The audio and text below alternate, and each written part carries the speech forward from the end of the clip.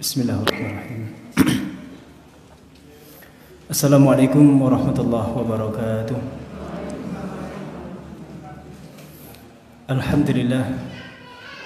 Alhamdulillahilladzi arsala rasulahu bil huda wa dinil haqqi liyudhhirahu 'alal musyrikun. Asyhadu an la ilaha illallah wahdahu la syarika lah wa asyhadu anna Muhammadan abduhu wa rasuluhu la nabiyya wa la rasula ba'dahu. Allahumma salli wa sallim wa barik ala hadha nabiyil karim wa ala alihi wa sahbihi ajma'in. Amma ba'd, faqad qala ta'ala fi kitabihil karim wa huwa asdaqul qailin wa innahu ladhikrun laka wa liqaumika wa sawfa tus'alun. Wa qala alaihi salatu wassalam, man salaka tariqan yaltamisu fihi ilman sahalallahu lahu bihi tariqan ilal jannah. Akhwati fillah, mari kita selalu bersyukur kepada Allah Subhanahu wa taala. Di pagi hari ini kita kembali dipertemukan Allah di majelis ini dalam kondisi sehat walafiat, tidak kekurangan satu apapun insyaallah. Mari kita syukuri nikmat iman, nikmat Islam, nikmat hidayah dan taufik, juga nikmat kesehatan, juga kesempatan, waktu luang, sehingga kita bisa berkumpul kembali di majelis ini untuk melanjutkan kajian kitab fikih wanita yang pagi ini sampai di bab haid dan nifas. Kalau di kitab saya ada di halaman 72. Salawat dan salam semoga selalu mengalir Nabi Agung Muhammad sallallahu alaihi wasallam yang kita cintai, kita ikuti sunnah-sunnahnya dan kita harapkan syafaatnya kala di yaumil qiyamah. Akhwati fillah, pagi ini kita akan spesifik mengkaji pertama tentang haid, yang kedua tentang istihadah dan hukum yang terkait dengan keduanya. Bab nifas kita kasih di pertemuan yang akan datang. Baik, di poin pertama kita pelajari dulu apa definisi haid itu. Ma huwal haid, apa itu yang dimaksud dengan haid? Haid itu dalam definisinya adalah darah yang keluar dari dinding rahim seorang wanita. Wanita yang sudah balik ya. Jadi saya ulangin, darah yang keluar dari dinding seorang wanita yang sudah balik. Darah yang keluar dari dinding seorang wanita yang sudah balik syahriyan, secara periodik tiap bulan. Syahriyan secara periodik tiap bulan, dia punya siklus. Nah, terkait dengan muddatul haid, berapa lamanya wanita itu haid? Ada aqallul muddah, ini satu, ada waktu minimal. Waktu minimal wanita haid itu menurut mazhab Syafi'i adalah qatrah, setetes. Jadi meskipun setetes, kalau darah itu keluar di waktu-waktu yang biasa wanita itu haid, maka dihukumi haid meskipun hanya setetes. Tapi ada yang mengatakan bahwa minimal wanita haid itu yaum wa lailah, sehari semalam minimal. Jadi kalau darah itu tidak mencapai sehari semalam, belum dihukumi haid.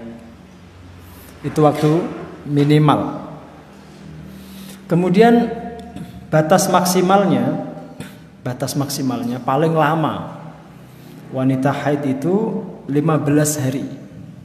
Khamsata asyara yauman, 15 hari waktu maksimal.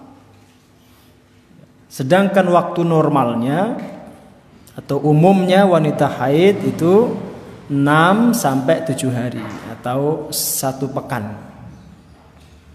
6 sampai 7 hari.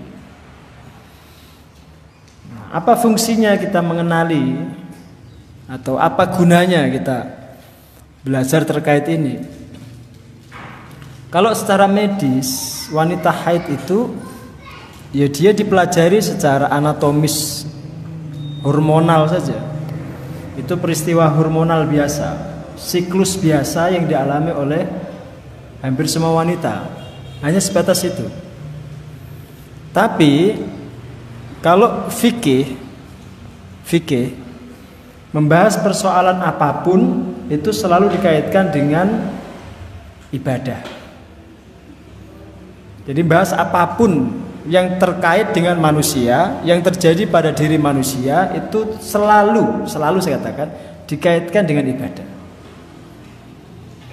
Sehingga pengetahuan apapun seputar diri kita maupun kehidupan ini selalu orientasinya kepada ibadah. Maksudnya begini, kita mengkaji persoalan haid nifas itu tidak sekedar persoalan hormonal yang dialami kaum wanita, tapi itu terkait dengan ibadah yang dia lakukan, sah tidaknya ibadah yang dikerjakan, atau tanggung jawab dia untuk melakukan ibadah sebagai seorang mukallaf.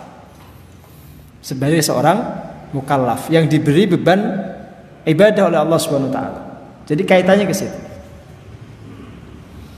Maka wajar nanti kalau kemudian kita ngaji bab haid itu selalu dikaitkan dengan sholat, puasa, ya, kemudian baca Quran, kemudian iktikaf di masjid, kemudian hubungan dengan suaminya. Karena itu semua urusan ibadah.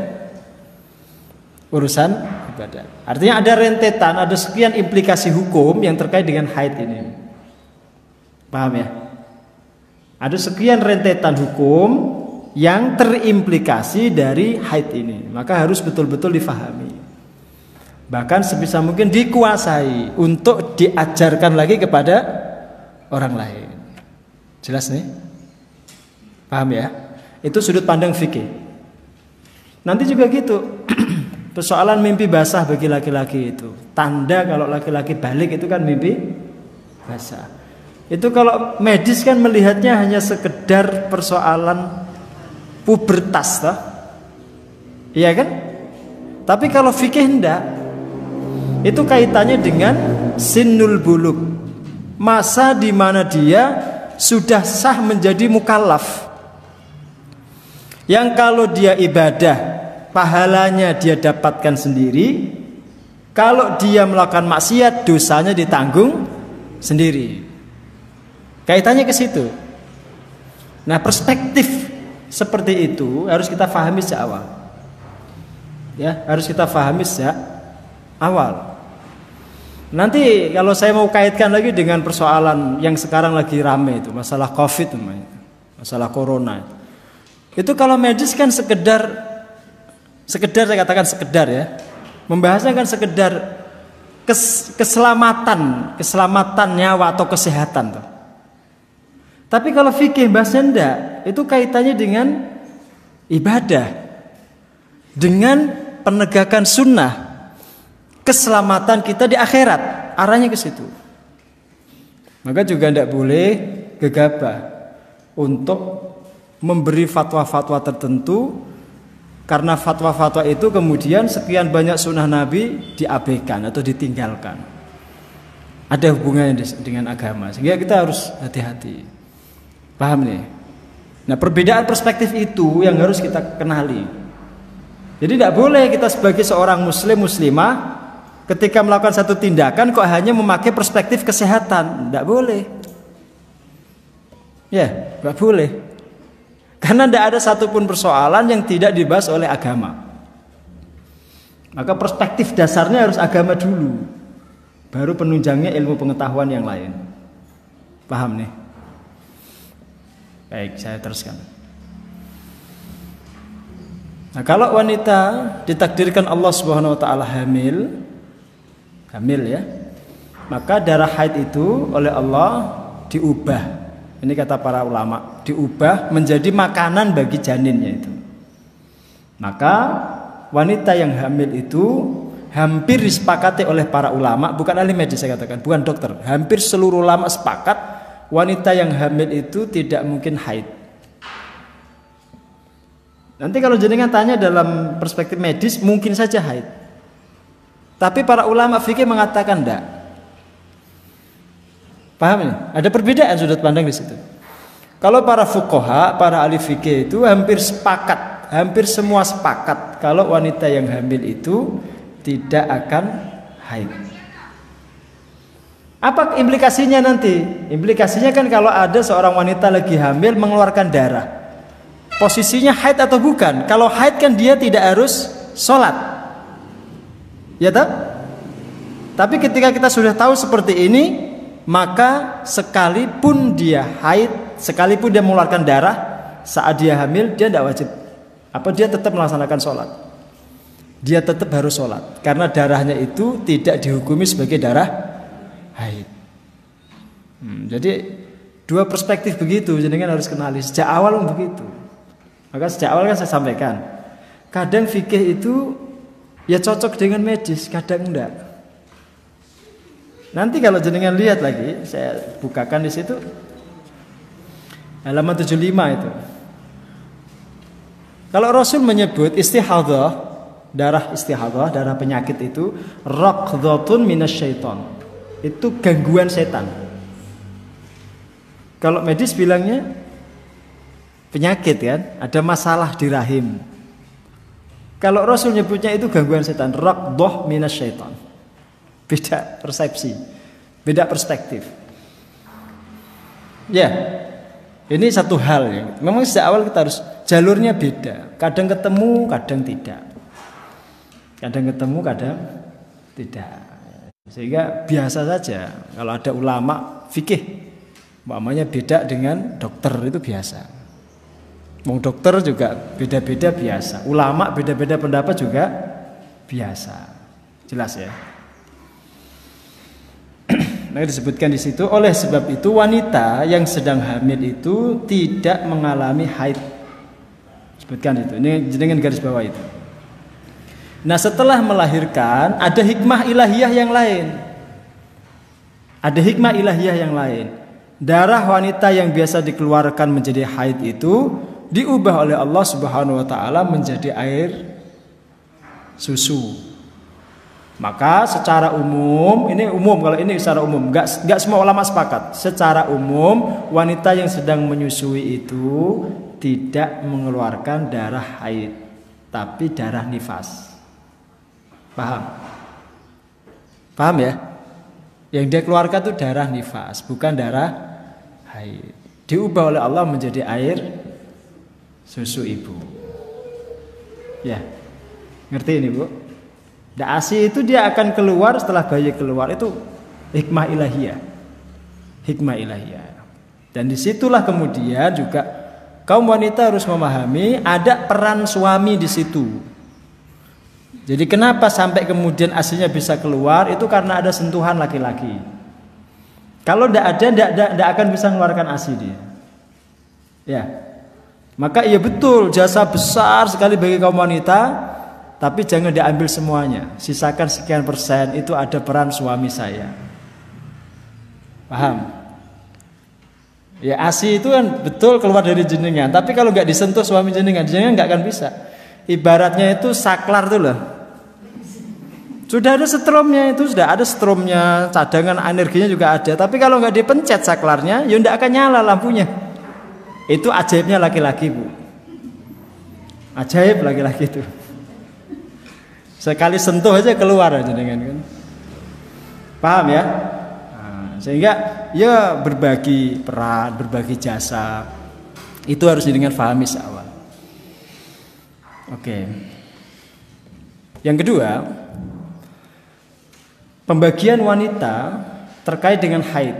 Nah, di situ disebutkan wanita itu dikategorikan menjadi 3 bagian. Di situ disebutkan. 1, wanita mubtadi'ah, wanita pemula. Dalam persoalan haid itu dia baru pertama kali mengalami haid. Itu pemula maksudnya. Belum punya pengalaman. Itu sebutannya apa? Mubtadi'ah. Mubtadi'ah. Pemula, jadi baru menjalani awal-awal masa haid. Belum punya pengalaman, maksudnya belum punya siklus. Belum tahu jumlah hari yang biasa dia mengeluarkan haid. Itu tipe pertama. Nah, bagi wanita seperti ini, kalau dia mengeluarkan darah haid, kemudian dia langsung mendapatkan waktu normal sejumlah 6 atau 7 hari, itu enak. Berarti untuk selanjutnya 6-7 hari itu dia jadikan patokan.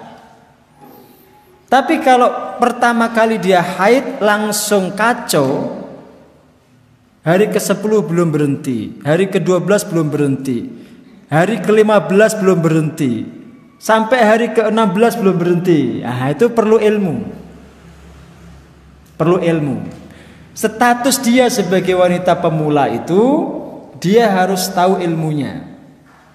Maka para ulama mengatakan kalau sampai hari ke-15 wanita pemula haid itu belum berhenti mengeluarkan darah, maka dia mengambil patokan paling lama wanita itu haid.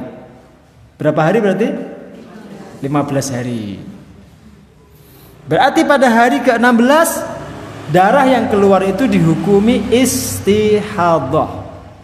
Istihadah, bukan isti'anah ya. Isti'anah nama orang, istihadah. Ini meskipun ada di kitab fikih jangan dijadikan nama anak, Bu ya. Bagus kayaknya istihadah, jangan. Itu darah penyakit. Jadi hari ke-16 dihukumi istihadah. Kalau dihukumi istihadah maka dia wajib sholat. Kalau Ramadan wajib puasa. Nah, persoalan kemudian didekati suaminya, boleh enggak? Itu ada khilaf. Apakah boleh wanita istihadah didekati suaminya, digauli suaminya? Itu sebagian ulama mengatakan tidak, sebagian mengatakan boleh. Paham tuh? Tapi persoalan kewajiban dia untuk sholat, kewajiban dia untuk puasa, bolehnya dia baca Quran, itu semua sepakat. Bukan sekedar boleh, wajib sholat, wajib puasa. Paham ya? Karena dia dihukumi sebagai wanita suci. Cuma nanti ada perbedaan dengan wanita suci yang benar-benar normal.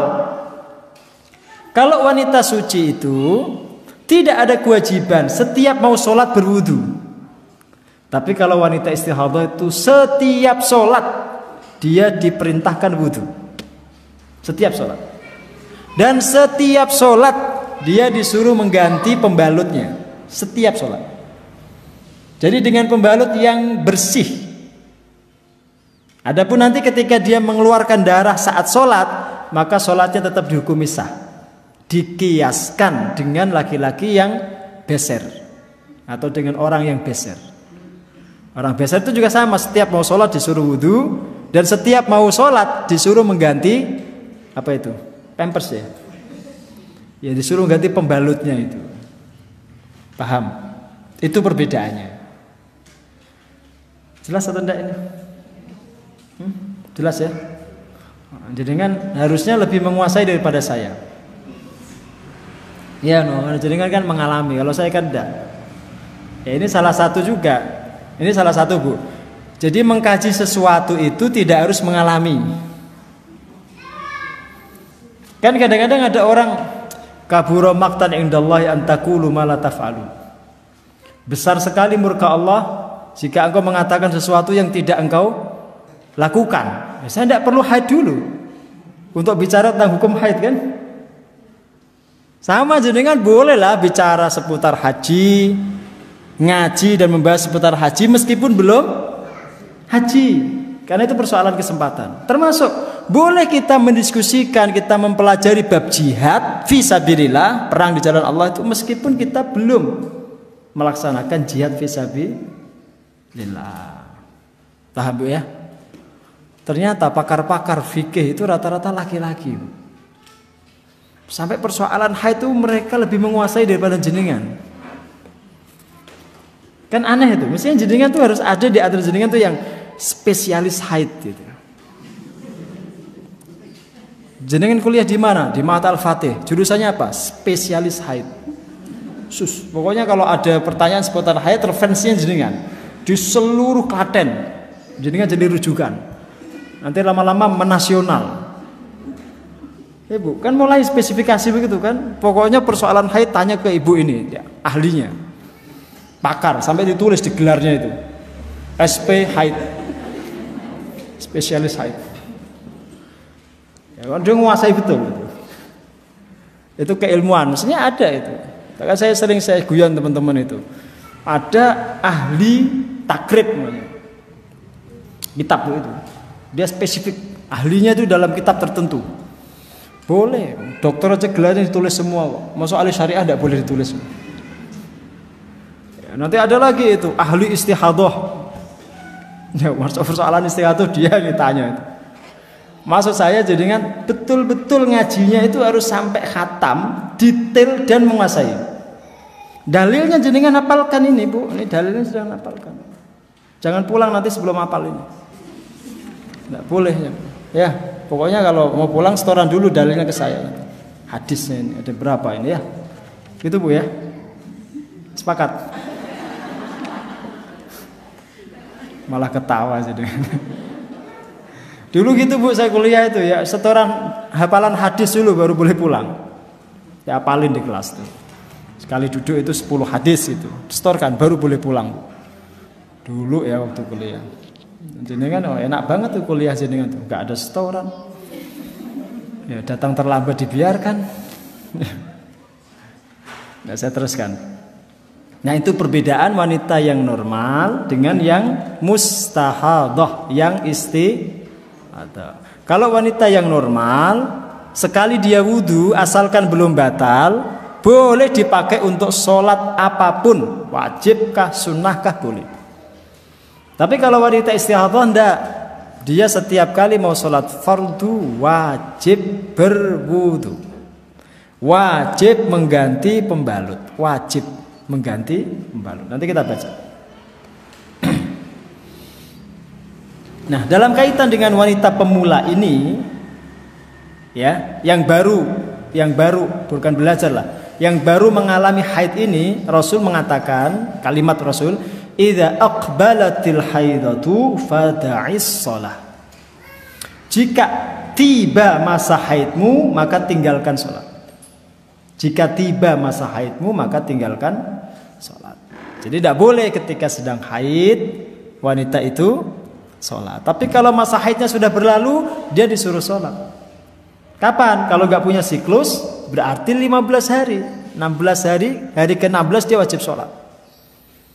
Paham ya? Yang pertama. Yang kedua, wanita yang dzu khibrah, yang sudah berpengalaman, sudah punya pengalaman. Dengan bahasa lain, sudah memiliki siklus tertentu, sudah punya kebiasaan haid setiap bulan.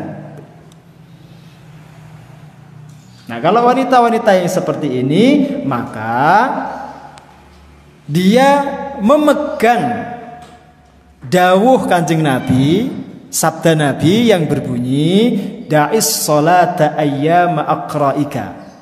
Tinggalkanlah sholat pada hari-hari yang biasa kamu haid. Tinggalkan sholat pada hari-hari yang biasa kamu haid. Ini persoalannya gini contohnya. Si A sudah punya siklus, setiap bulan haidnya 6 hari. Setiap bulan selama 10 tahun normal terus tuh, 6 hari, maju-majunya 7 hari lah itu. Normal gitu. Tahun ke-11 dia mengalami sesuatu, ada gangguan lah itu. Terus pada bulan tertentu dia haid sampai 12 hari. 2 kali lipat kan? Biasanya sepekan jadi 2 pekan. Maka sabda Nabi tadi jadi pedoman, jadi pegangan. Da'is salata ayyama aqra'ika. Berarti tidak boleh sholatnya itu pada hari-hari yang biasa dia haid. Patokannya berarti berapa hari? 6 hari. Berarti yang dihitung haid itu 6 harinya itu. Selebihnya istihadah. Paham? Paham belum, Bu? Oh, asli, paham tenang? Ya, paham, Bu? Paham ya? Kalau belum paham, bilang belum paham. Saya ulangin. Saya ulangin ya. Ngulangin enggak kulaan enggak apa-apa kan. Gratis, ngulangin gratis. Saya ulangin. Jadi jenis wanita kedua ini adalah wanita yang sudah punya pengalaman, sudah punya siklus, sudah punya kebiasaan hari-hari haid, umpamanya 6 hari atau 7 hari. Setiap bulan selalu seperti itu. Pasti tidak ada perubahan. Selama sekian tahun, umpamanya sampai 10 tahun. Umpamanya sampai 10 tahun. Pada tahun ke-11 di bulan tertentu dia mengalami haid sampai 12 hari. Bukan haid lah, dia mengeluarkan darah sampai 12 hari. Maka yang dihitung haid, yang u'tubira haidhan, itu hanya 6 hari itu. Selebihnya dihukumi istihadah. Paham ya? Berarti setelah hari ke-6 itu ya dia wajib mandi, wajib sholat, wajib puasa kalau Ramadan, boleh baca Quran, boleh iktikaf di masjid, dan boleh didekati suaminya menurut satu pendapat. Paham? Ngerti ya? Oke. Saya pastikan dulu sampai jenengan menguasai itu. Kalau belum paham ya bilang paham. Nah, ada hadis kedua yang disampaikan Rasulullah. Kunna, ini riwayat Ummu Atiyah. Bukan Rasulullah ya, ucapan Ummu Atiyah. Beliau mengatakan, "Kunna la na'uddu sufrata awil kudrata ba'da taharati syai'an." Kami dulu para wanita di masa Rasulullah tidak pernah memperhitungkan sama sekali darah yang berwarna kekuning-kuningan atau yang berwarna keruh setelah melewati masa suci itu. Kami tidak memperhitungkan itu sebagai haid maksudnya. Maksudnya gini, kalau biasa haid 6 hari, terus di hari ke-7, ke-8 kok masih mengeluarkan warna kekuning-kuningan atau warna keruh gitu, maka itu nggak dianggap sama sekali sebagai haid. Karena dia sudah punya siklus. Dia sudah punya patokan hari-hari tertentu. Itu kata Ummu Atiyah. Kunna la na'uddu sufrata awil kudrata ba'da taharati syai'an. Tidak dianggap sama sekali. Berarti itu menjadi semacam saqafah ammah, wawasan umum yang difahami oleh para sahabiat di masa Rasul. Paham? Ya. Ya, sampai ada seorang wanita itu datang kepada Sayyidah Aisyah membawa sampel, Bu. Ya, ini saya ceritakan karena nggak boleh tabu kan bahas itu ya. Dia itu mengalami semacam istihadah itulah. Setelah masa siklus haidnya itu dia masih mengeluarkan ya kecoklat-coklatan gitu. Kemudian dia bawa sampel itu, entah kain, entah kertas, nggak tahu saya. Pokoknya sampel lah di bawah itu. Ditanyakan, dikonsultasikan kepada Sayyidah Aisyah. Dikonsultasikan, Bu. Tapi kalau ke saya jangan bawa sampel ya. Pokoknya jaringan cerita itu aja. Jangan. Ditanyakan karena sama-sama wanita kan. Nah, itu pentingnya juga ada wanita yang pakar fikih. Biar ketika membicarakan seperti itu atau memberi saran seperti itu dia enggak malu atau yang bertanya enggak malu. Paham? Paham ya? Ini cerita tuh. Jadi wanita-wanita di masa Nabi itu ya kalau memang bingung dia dalam persoalan tertentu, dia enggak malu untuk bertanya. Dia enggak malu untuk bertanya. Bahkan sampai Ummu Sulaim itu, ini persoalan lain. Ummu Sulaim itu pernah mengalami semacam mimpi basah, Bu. Kan umumnya kalau mimpi basah itu yang alami laki-laki, tak? Tapi Ummu Sulaim itu pernah mengalami itu. Terus dia bertanya kepada Rasulullah, dikatakan ini, innallaha la yastahyi minal haqqi syai'an. Sesungguhnya Allah itu tidak pernah malu untuk mengungkapkan kebenaran. Dia katakan begitu, ya Rasulullah, kalau wanita melihat dalam mimpinya seperti yang dilihat laki-laki, apakah dia wajib mandi? Maksudnya dia tanya tentang dirinya itu. Nabi mengatakan idza ra'atil ma wajabal huslu. Kalau dia mendapati ada air yang keluar, maka dia wajib mandi. Maksudnya orang zaman dulu itu, Bu, maksud saya itu tidak pernah malu bertanya seputar itu, karena menyangkut sah tidaknya ibadahnya, sholatnya. Tapi tanyanya langsung, jangan chatting, Bu, ya. Nak pakai WA itu saya sulit, Mbak, ini balasnya itu.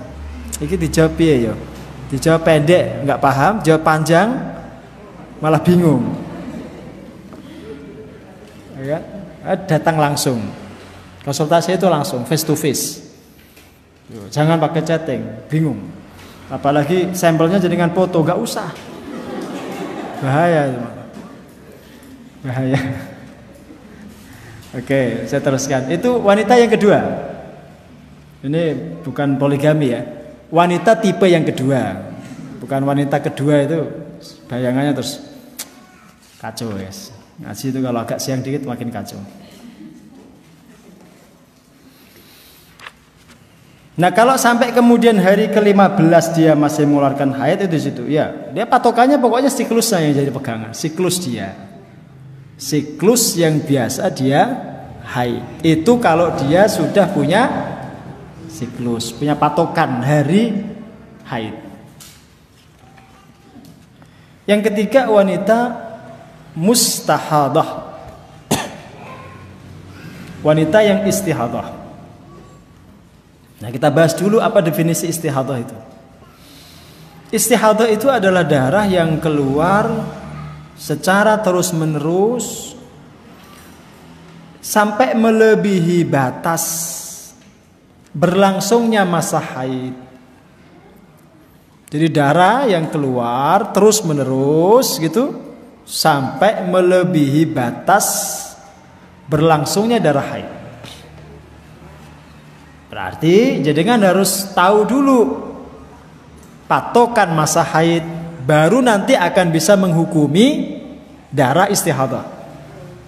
Patokannya darah haid dulu, baru bisa menghukumi ini istihadah atau bukan. Itu kalau jenengan sudah punya kepastian tentang berapa lama jenengan haid. Seperti yang tadi saya jelaskan. Kalau orang memiliki waktu biasa haid 7 hari, maka hari ke-8, ke-9 dan seterusnya kalau dia masih mengeluarkan darah, itu dihukumi istihadah. Berarti hukumnya itu bukan darah haid, dihukumi istihadah.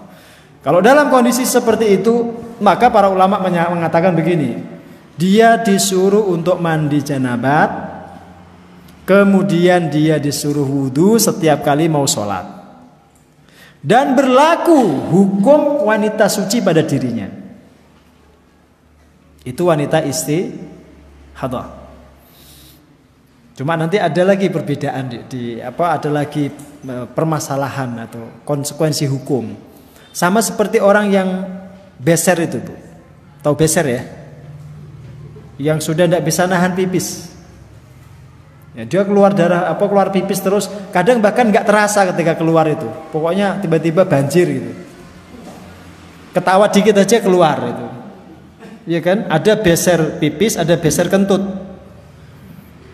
Jadi kalau wanita itu sudah banyak melahirkan itu biasanya ketawa aja kentutnya keluar, Bu. Duduk. Biasanya gitu.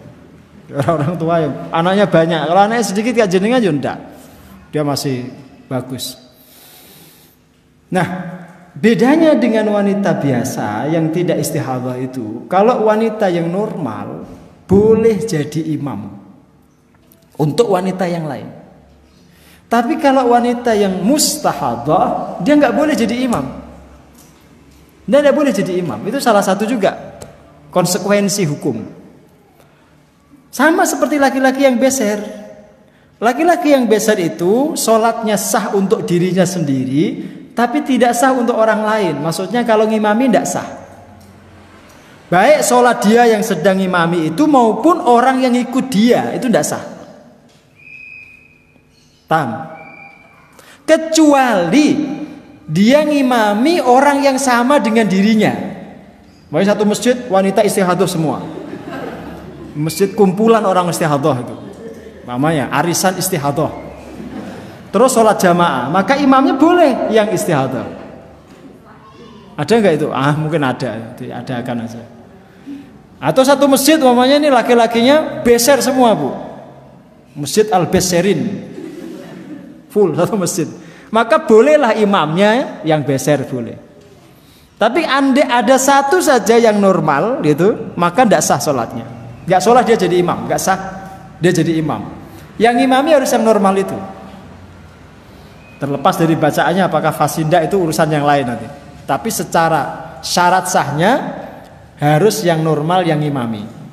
Itu keterangan fikih. Karena apa? Karena dia itu sebenarnya kan sedang mengeluarkan najis. Ya kan? Nah, orang yang sedang mengeluarkan najis itu sebenarnya secara hukum normal itu dia dihukumi tidak suci sebenarnya. Ya kan? Dihukumi tidak suci. Maka tidak boleh kemudian dia ngimami orang yang suci, yang normal itu. Bu ya? Itu perbedaan atau konsekuensi hukum. Nah, saya teruskan. Dikit lagi ya, nanti tanya jawab. Akhwat sekalian, ini persoalan haid dan istihadah. Saya bacakan satu riwayat. Ada keterangan di situ, Fatimah binti Jahsyin itu pernah mengalami istihadah. Kemudian dia bertanya kepada Rasulullah. Dan Rasul kemudian menjawab, kata beliau gini, "Idza kana damul haidhi fa innahu aswadu yu'rafu. Wa idza kana kadzalik famsiki 'anis shalah. Fa idza kana al-akhar fatawaddai ba'da al-iktisal wa shalli fa innama huwa 'irqun." Saya bacakan terjemahnya. Jika darah haid maka ia berwarna hitam seperti yang sudah diketahui kebanyakan wanita. Ya, yu'raf sudah dikenali, dia berwarna hitam. Kalau kamu sedang mengeluarkan darah seperti itu, maka tinggalkanlah sholat. Maksudnya jangan kamu sholat. Oke? Jika yang keluar darah yang warna selain itu, kata Rasul, maksudnya darah istihadah, maka wudulah setelah kamu mandi dan laksanakanlah sholat.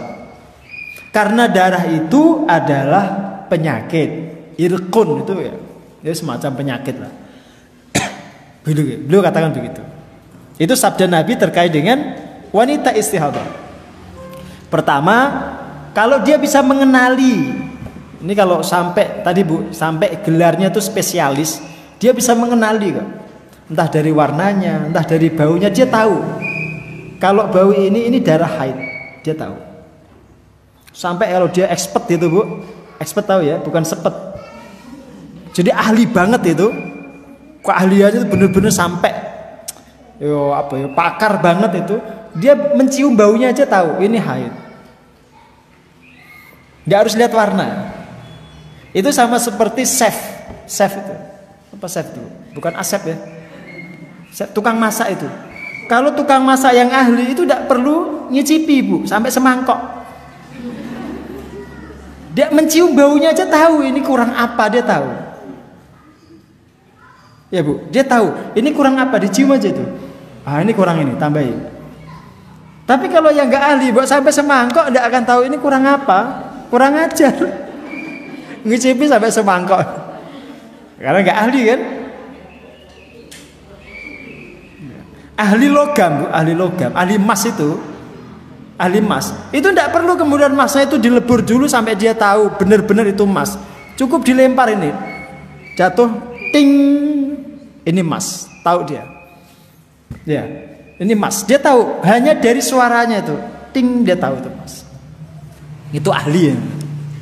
Nah, maka jadi harus belajar terus mempelajari masalah haid ini sampai jadi spesialis haid.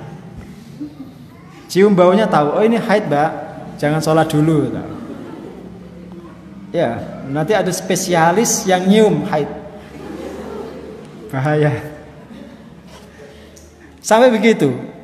Nah kalau enggak ya dilihat warnanya. Kata Rasul, darah haid itu umumnya hitam. Umumnya hitam. Disuruh ngenali dari warnanya. Tapi kalau enggak kenal-kenal juga, maka ini nanti jenengan lihat di hadis yang berikutnya. Saya bacakan.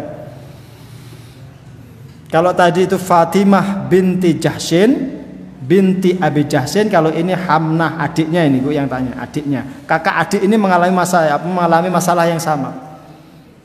Enggak tahu mungkin secara genetika ya.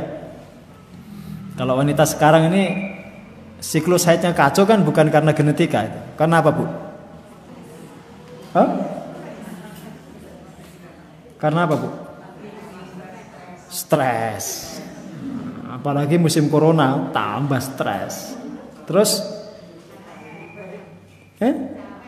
capek bisa ya, kacau siklusnya kan, sampai 30 hari tidak berhenti. Terus yang ketiga, KB ya betul, itu merusak siklus haid juga itu dan merusak kesehatan sebenarnya. Mau tidak usah KB Bu, jadi kan, Bu anak sampai 12 tidak apa-apa, syukuri. Pokoknya enggak, jangan KB. Saran saya jangan KB Bu ya, kecuali KB itu kalau singkatan keluarga besar. Kalau keluarga berencana jangan. Pokoknya enggak, keluar terus enggak apa-apa Bu, setiap tahun punya anak bagus. Ya. Terus yang keempat apa? Masih ada itu faktor yang merusak siklus haid itu? Faktor makanan. Ya kan? Faktor makanan. Makanan itu yang tidak sehat-sehat ya bisa merusak siklus haid. Orang-orang zaman dulu kenapa normal itu? Karena makanannya alami, natural, tidak banyak pengawetnya. Itu merusak.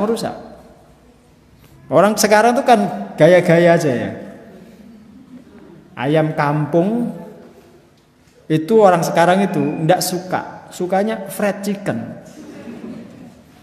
Gaya fried chicken. Padahal aslinya ya ayam goreng kan. Tapi kalau disebut ayam goreng dia nggak mau. Karena kampungan gitu. Kalau fried chicken kan Amerika banget. Gaya tok orang sekarang. Ya, ayam digelepungi nih kayak padahal kita bisa buat sendiri. Itu merusak gitu. Apalagi ayamnya bukan ayam kampung yang dimakan. Ayam hormon kan tidak sehat. Makanya kalau jenengan mau survei ke rumah sakit, mayoritas pasien itu masuk rumah sakit, jatuh sakit itu bukan karena kurang makan, tapi karena kebanyakan makan. Coba ceklah, yang sakit gara-gara kurang makan itu cek di rumah sakit. Nanti yang asam lambung, yang apalagi asam urat, yang kolesterol, yang jantung, itu karena makannya tidak sehat. Maka perlu diantisipasi juga. Jadi kan perlu antisipasi. Paham Bu ya? Jadi siklus sekarang wanita-wanita sekarang itu banyak kacau karena faktor itu. Tapi yang paling utama tadi stres itu. Jadi kan jangan stres lah ya. Corona tidak usah dipikir, Bu. Santai aja. Jangan pakai masker monggo lah. Untuk antisipasi kalau ada polisi. Iya. Kira-kira kalau nggak ada polisi boleh dicopot. Tidak harus pakai masker. Kecuali karena debu. Ini saya bacakan riwayat Hamnah binti Jahsyin. Hamnah ini siapa Bu? Hamnah ini siapa? Jadi kan punya buku enggak? Sahabiyat Haular Rasul. Para sahabat wanita di sekitar Rasulullah itu pernah punya juga? Wah, jadi kan ini teladannya siapa? Jangan-jangan K-pop. Ya, artis Korea jangan-jangan. Buku itu beli itu buku tentang sahabiat yang mendampingi Rasul ketika berjuang tuh. Dan ditulis termasuk Hamnah ini. Hamnah ini Bu, istrinya Mus'ab bin Umair. Siapa Mus'ab bin Umair itu? Mus'ab bin Umair itu adalah yang pertama kali dakwah di Madinah. Jadi duta dakwah pertama yang dikirim Rasul ke Madinah itu Mus'ab, ditemani istrinya namanya Hamnah binti Jahsy. Masa orang sepopuler itu jadi kan nggak kenal? Ya, kalau Ibu Megawati sini kenal? Ibu Megawati Soekarno Putri kenal? Oh, jenengan kenal loh Bu, orang biasa jenengan kenal loh. Masa sahabat yang begitu mulia jenengan nggak kenal? Hah? Kalau istri saya kenal? Kenal jenengan? Jangan-jangan nggak kenal juga, kualat sama saya jenengan. Masa istrinya ustaznya nggak kenal jenengan tuh, wah bahaya. Repot itu jenengan. Lu kalau tradisi di pesantren Bu, tradisi di pesantren ya, itu murid-muridnya kiai itu biasanya sowan ke Bu Nyai. Loh iya, saya nggak nyuruh, cuma kenalkan tradisi pesantren aja. Sowan Bu Nyai. Ya, saya teruskan. Saya baca. Mau baca hadis aja kemana-mana Ustaz. Kuntu ustahadu haidatan kathirah syadidatan. Fa'ataitu an-nabiyya astaftihi faqala innama hiya raqdatun minasyaitan. Fatahayyadi 6 ayamin aw 7 ayamin. Summa igtasili. Fa idza istanqati fasalli 4 yawman aw 23 yawman. Wasumi wasalli fa inna dzalika yujzi'uka wa kadzalika faf'ali kulla syahrin kama tahidu an-nisa'u. Saya bacakan terjemahnya. Aku pernah mengalami istihadah. Darah yang keluar itu sangat banyak dan deras. Syadidah itu deras, keluarnya deras. Enggak tahu mungkin kenceng gitu ya. Sor gitu mungkin, seember gitu. Lalu aku datang kepada Nabi meminta fatwa kepada beliau. Nah, ini sahabat tuh kalau bingung ya minta fatwa. Ya, enggak kemudian diem aja gitu, diem, ujuk-ujuk mati. Ya, yuk minta fatwa, dia tanya. Maka beliau bersabda, Nabi bersabda. Apa kata Nabi? Sesungguhnya darah itu keluar akibat hentakan setan. Akibat hentakan setan. Nabi yang mengatakan, jalanilah masa haidmu selama 6 atau 7 hari. Kemudian mandilah. Jika kamu telah melihat bahwa dirimu telah suci dan bersih, maka sholatlah pada 24 atau 23 hari berikutnya, serta berpuasalah. Karena kalau haidnya dihukumi 7 hari, berarti kan sucinya 23 hari. Ya kan? Kalau haidnya dihukumi 6 hari, berarti sucinya kan dihukumi 24 hari. Karena bulan itu rata-rata kan 30. Bulan Hijriah ya, nggak ada 31. Cara seperti itu yang boleh kamu lakukan, kata Nabi. Di samping itu lakukanlah sebagaimana yang telah dilakukan oleh para wanita yang menjalani masa haid setiap bulannya. Tapi ini dengan catatan, bagi wanita yang sudah punya siklus. Oke, jelas ya, rata-rata 7 hari, umum. Rawahu at-Tirmidzi was-sahahahu. Imam Tirmidzi mengatakan hadis ini sahih. Nanti disebutkan hadis ini ditujukan bagi wanita yang tidak mempunyai kebiasaan dari masa haid yang teratur dan darah yang keluar dari dirinya tidak dapat dia bedakan. Kata beliau begitu. Baik, saya kira cukup ya. Jam 9.10. Nanti dilanjutkan dengan tanya jawab. Untuk berikutnya insya Allah nanti kita akan bahas di pertemuan yang akan datang, amalan yang dilarang dikerjakan wanita yang sedang haid. Baru kemudian di halaman berapa itu, baru halaman 84 baru membahas tentang nifas. Monggo Bu MC silakan.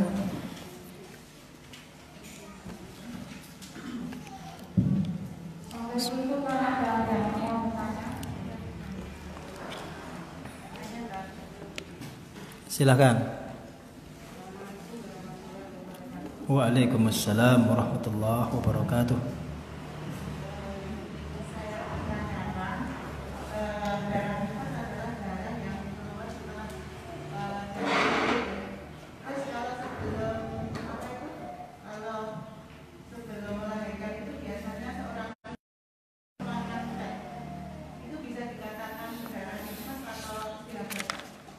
Oke.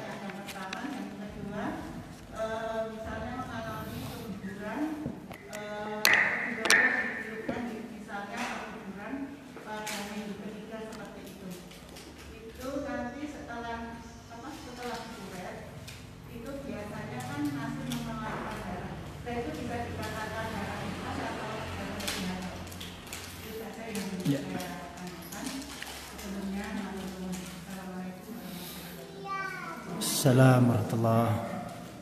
Saya bacakan keterangan di sini, ada di halaman 80, jadi kan bisa lihat. Di situ di poin yang M itu ya, wanita hamil tidak mengalami masa haid. Saya bacakan. Apabila wanita muslimah yang sedang hamil mengeluarkan darah, maka berarti itu merupakan darah kotor dan bukan darah haid. Demikian dikatakan oleh Sa'id bin Musayyib dan Al-Auza'i yang diriwayatkan dari Aisyah. Yang benar menurut sumber dari Aisyah, apabila seorang wanita hamil mengeluarkan darah, maka tidak diwajibkan atasnya mengerjakan sholat. Yaitu apabila ia mengeluarkan darah pada 1 atau 2 hari sebelum melahirkan, karena yang demikian itu termasuk nifas, sehingga ia harus meninggalkan kewajiban sholat. Sementara Imam Malik dan Imam Syafi'i berpendapat darah yang dikeluarkannya adalah darah haid. Pendapat ini juga diriwayatkan oleh Az-Zuhri, Qatadah, dan Ishaq. Karena itu merupakan darah yang datang secara tiba-tiba, sehingga menjadi darah haid seperti halnya wanita yang tidak hamil. Jadi ada perbedaan pendapat. Jadi kalau ada wanita mau melahirkan, kok kemudian mengeluarkan darah, maka sebagian ulama menganggap itu sudah dihukumi nifas. Oke. Tapi ada yang menganggap itu adalah darah haid. Ande itu. Itu satu. Tapi kalau saya memiliki pendapat, saya berapa kali juga ditanya masalah itu. Kita kembalikan kepada definisi nifas itu. Definisi nifas itu adalah adam al-kharij ba'dal wiladah atau akibal wiladah. Darah yang keluar dari rahim wanita pasca melahirkan. Berarti kalau ada wanita mengeluarkan darah sebelum melahirkan, itu tidak dikategorikan nifas. Itu pendapat saya. Paham ya? Pendapat saya begitu. Jadi kalau bayinya belum lahir, belum dihukumi nifas. Berarti dihukumi apa? Darah kontraksi atau darah istihadah. Maka dia masih wajib sholat. Mengikuti pendapat yang kedua dalam hal ini. Paham Bu? Karena definisinya begitu. Di dalam kitab fikih, hampir semua kitab fikih mengatakan begitu. Darah nifas itu adalah darah yang dikeluarkan pasca melahirkan atau berbarengan dengan janin. Paham? Sehingga belum dihukumi nifas kalau janin itu belum keluar, apalagi belum ada tanda-tanda untuk keluar. Seperti flek atau maunya ketika ya baru 6 bulan atau 5 bulan keluar darah, itu kan ada kan? Itu dihukumi istihadah. Mudahnya begitu. Dan tidak tepat juga kalau itu dihukumi haid, karena kaidah awal tadi mengatakan bahwa wanita yang hamil itu tidak ada yang mengalami haid, karena haidnya diubah oleh Allah menjadi makanan. Jelas? Yang pertama. Yang kedua apa tadi Bu MC?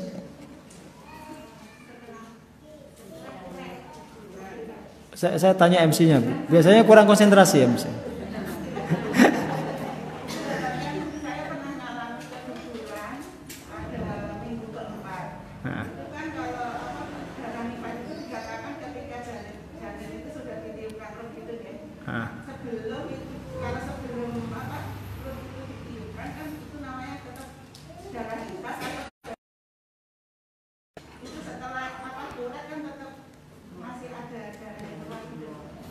Enggak ada syarat harus ditiupkan ruh, itu enggak ada. Iya, kalau menurut saya itu darah nifas. Tidak ada syarat bahwa janin itu harus ditiupkan ruh dulu baru disebut nifas. Andai orang ada keguguran itu ya, keguguran entah itu dia apakah sudah sempurna bentuknya atau belum, atau sudah ditiup ruhnya atau belum, Asal kemudian gugur janinnya itu, luruh, mungkin bentuknya juga belum sempurna menjadi bayi, bahkan belum ditiupkan rohnya, kemudian dia mengeluarkan darah, darahnya darah nifas. Darahnya dihukumi darah nifas. Paham ya? Karena itu dianggap juga wiladah, itu proses mengeluarkan janin, cuma janinnya tidak sempurna. Ya kan? Darahnya itu adalah darah yang sebenarnya terkait dengan janin yang dikeluarkan itu. Tidak dihukumi istihadah, itu dihukumi nifas. Maka dia nggak boleh sholat dulu sampai berhenti darah itu, atau kemudian apa istilahnya dia melewati batas umum wanita mengeluarkan nifas yaitu 40 hari, barulah kemudian dia sholat. Berarti baru dihukumi istihadah setelah melewati masa umum wanita itu nifas. Paham Bu ya? Nggak ada ketentuan harus ditiupkan rohnya dulu itu enggak. Nah kalau dikaitkan dengan ditiupkannya roh itu nanti kaitannya dengan kewajiban memandikan, kewajiban mensolatkan, kewajiban untuk memberi nama meskipun dia lahir dalam kondisi meninggal. Paham ya? Kaitannya dengan itu. Kaitannya dengan hak mayit. Nah bayi itu belum dianggap atau dihukumi seperti manusia kalau belum ditiupkan rohnya. Tapi statusnya dia sebagai janin tetap dihukumi sebagai janin. Cuma belum sempurna sebagai manusia kan. Paham ya? Nah, kalau dia lahir sebelum ditiupkan rohnya, maka orang tua tidak punya kewajiban untuk memandikan, mengkafani. Ya pokoknya dikubur secara baik-baik sudah. Tapi kalau sudah ditiupkan rohnya, ya dia diperlakukan seperti manusia seutuhnya. Dianggap seperti mayit pada umumnya. Ya harus dimandikan, harus dikafani, ya dikuburkan layaknya manusia sempurna. Kaitannya ke situ kalau masalah roh itu. Paham ya? Oke, satu lagi. Silakan.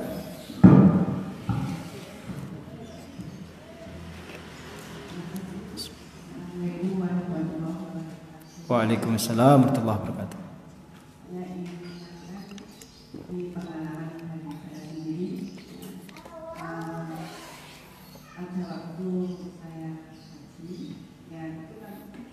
Sebelum berangkat saya kan minum obat biar biasanya tidak.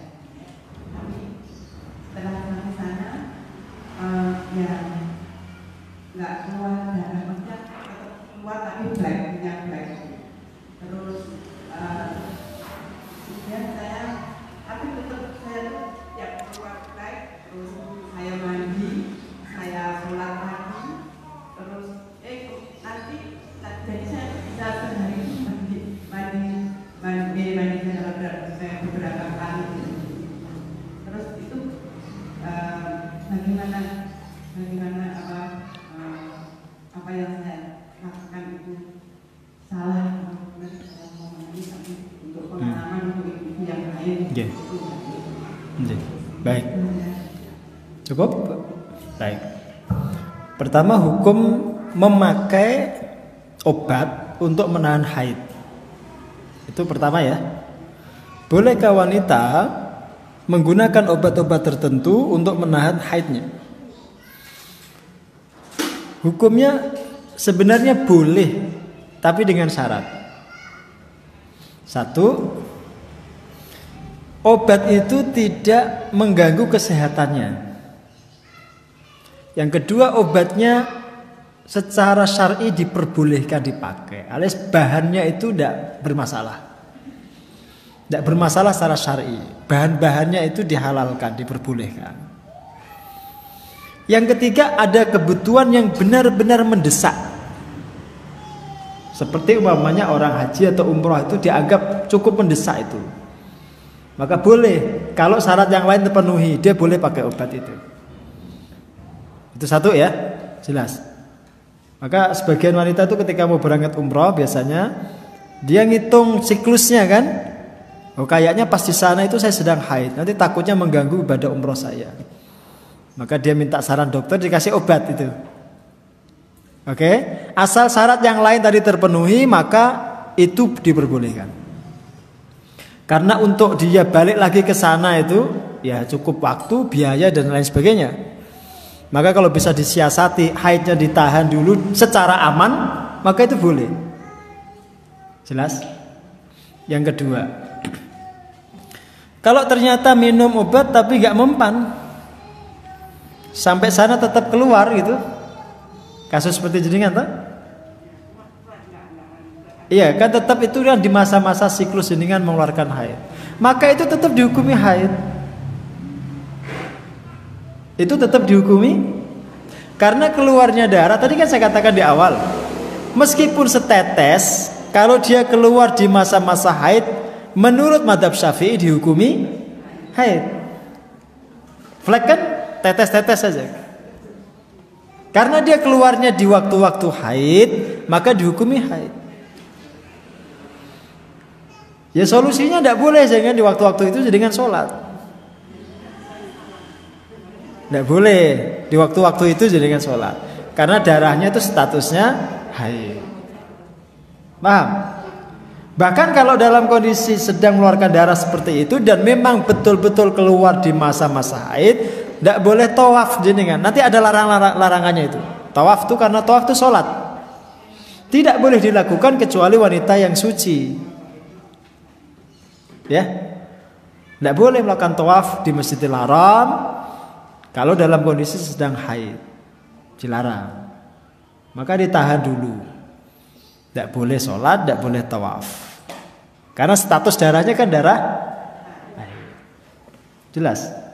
Tapi kalau keluarnya di luar waktu siklus, berarti bukan haid, istihadhah. Paham ya? Ngerti ya?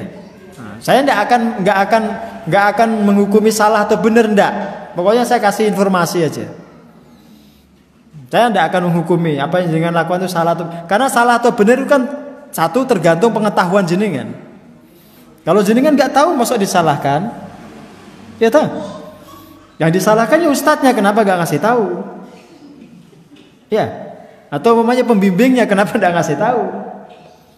Maka persoalan salah benar itu nomor yang lain lah, urusan yang lain. Ya, jelas Bu ya. Nah, sehingga informasinya jenengan pahami aja dulu gitu. Sehingga teman-teman ini para akhwat ya, yang mau melakukan haji atau umroh ya, ini informasi ini penting. Informasi ini penting. Kalau pengalaman jamaah saya pernah saya dampingi itu, ya dia ada itu Bu, dia sudah minum obat, sudah mengikuti saran dokter, sampai sana ternyata keluar. Konsultasi itu ya nangis-nangis Bu, karena terganjal umrohnya kan nangis-nangis gitu kan. Saya katakan loh, makin jenengan stres, makin nggak tenang, itu akan makin keluar. Tapi kalau jenengan semeleh, tahu semeleh itu? Pasrah betul sama Allah. Ya Allah, saya ikhlas dengan apapun yang Engkau tentukan untuk diri hamba. Itu sebenarnya nggak perlu pakai obat.